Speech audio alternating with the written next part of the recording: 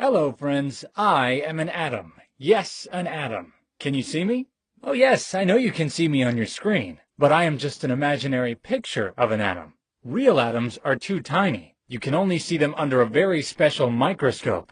Actually, this big microscope can be called a machine. Okay, now you know that we're so tiny that we can only be seen with machines. Now I have a question for you. Do you know the meaning of your name? Very good if you know it. If you don't know, ask your parents. But I also know the meaning of my name. It means that which can't be cut, that which is uncuttable. Actually, it's a Greek word, which means it is indivisible, which means it can't be divided further or can't be cut further. Let me show you something. Let me ask this man to cut the apple in his hand in half. Now do it again. Please do it again. Keep doing it until you can't cut it any further. Yes, this is the smallest part which you can't cut any further. But it can also be cut under a microscopic machine. So, if you get a part so small which can't be divided further, it is called indivisible. It can't be cut further. It is uncuttable. It is an atom. Let me tell you a secret. Everything is made up of atoms. You, this water, this table, this blackboard, this fan, these fruits, everything. Everything is made up of atoms.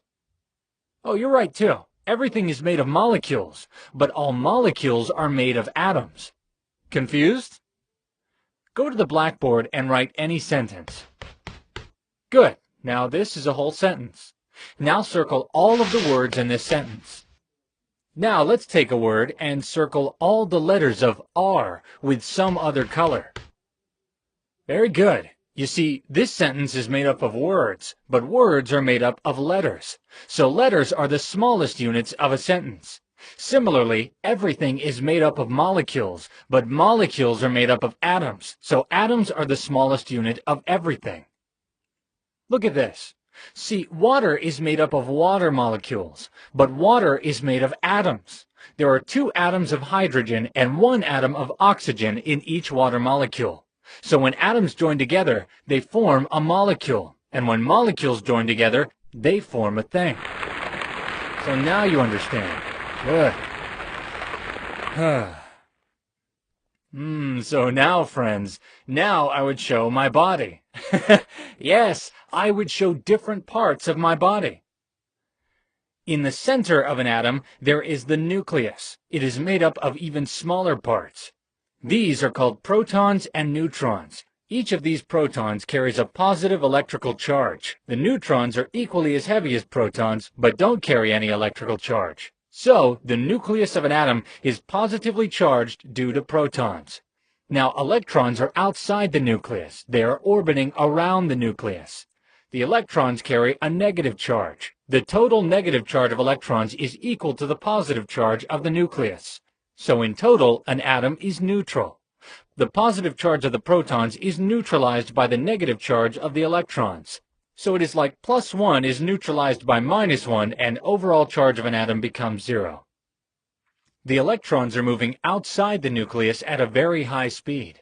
Can they run away from the nucleus? No, they can't run away. Every atom has the same number of protons, electrons, and neutrons. So there is an attraction between equally strong negative and positive charges. Due to this attraction, electrons can't run away, as positively charged protons keep them pulled towards them. Hope this is all clear to all of you. Otherwise, you can always go back and see it again. Now let me explain how we atoms bond together to form a molecule. It's just like the letters getting together to form a word. Electrons keep moving in shells outside the nucleus. Each shell contains a fixed number of electrons.